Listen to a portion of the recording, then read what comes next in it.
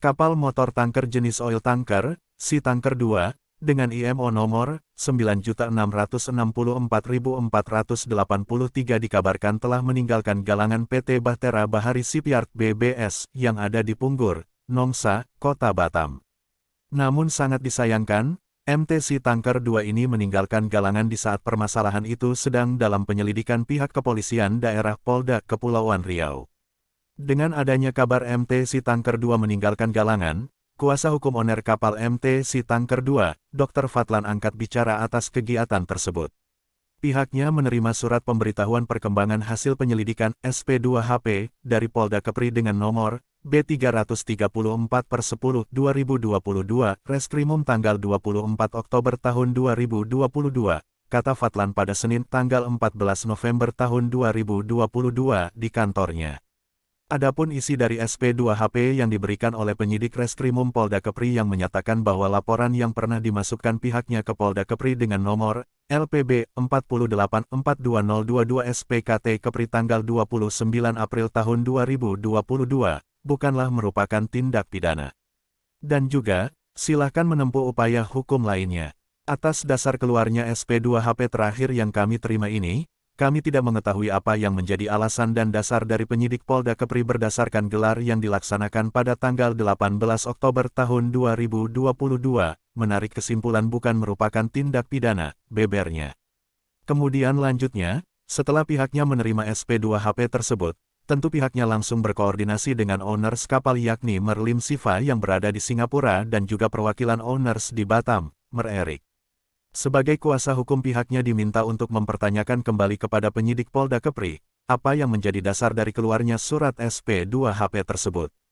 Kami pernah juga mengirimkan surat tanggal 28 Oktober tahun 2022, yang menjelaskan tentang permintaan gelar perkara khusus atas LP yang pernah kami sampaikan sebelumnya. Namun, sampai sekarang permintaan itu tidak ditanggapi oleh Polda Kepri, sebutnya. Atas dasar itulah klien kami tidak puas. Dan, hal itu menjadi alasan baginya untuk melaporkan ke Singapore Police Force Kepolisian Negara Singapura, tertanggal tanggal 5 November tahun 2022, imbuhnya. Dijelaskannya, kenapa pihak owners kapal melaporkan hal itu ke Singapore Police Force, dikarenakan pada tanggal 5 November tahun 2022 itu juga, kapal Sea Tanker 2 yang menjadi alat bukti bergerak dari galangan BBS di Batam menuju ke Tanjung Perak, Surabaya. Pada saat Merlim membuat laporan ke Singapore Police Force, dia memberikan penjelasan bahwa kapal yang berada di galangan BBS, dibawa keluar dari Batam oleh Togu Hamonangan Simanjuntak, tuturnya. Kemudian, menurut pandangannya polemik kepemilikan kapal Sea Tanker 2 ini sudah melibatkan kedua negara yakni Indonesia dan Singapura dalam hal penegakan hukum.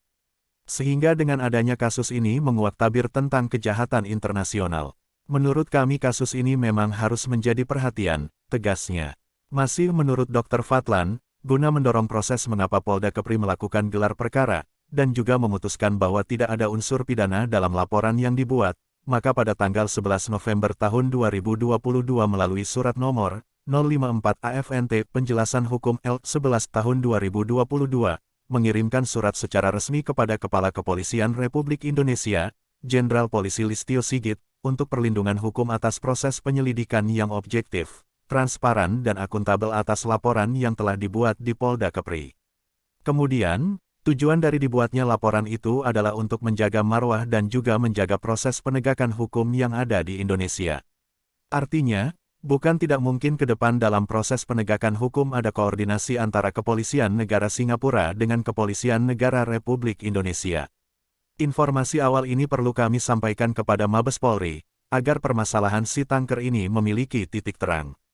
Yang jelas, ungkapnya, selain ditujukan ke Mabes Polri, surat yang sama juga dikirimkan ke 22 instansi di Indonesia, yang menurut pihaknya terlibat, serta bisa dikatakan bagian daripada proses lahirnya sebuah keputusan tertentu. Kenapa berbagai upaya itu dilakukan? Karena owners kapal Sea Tanker, Merlim menangkap hak-haknya tidak dilindungi di Indonesia.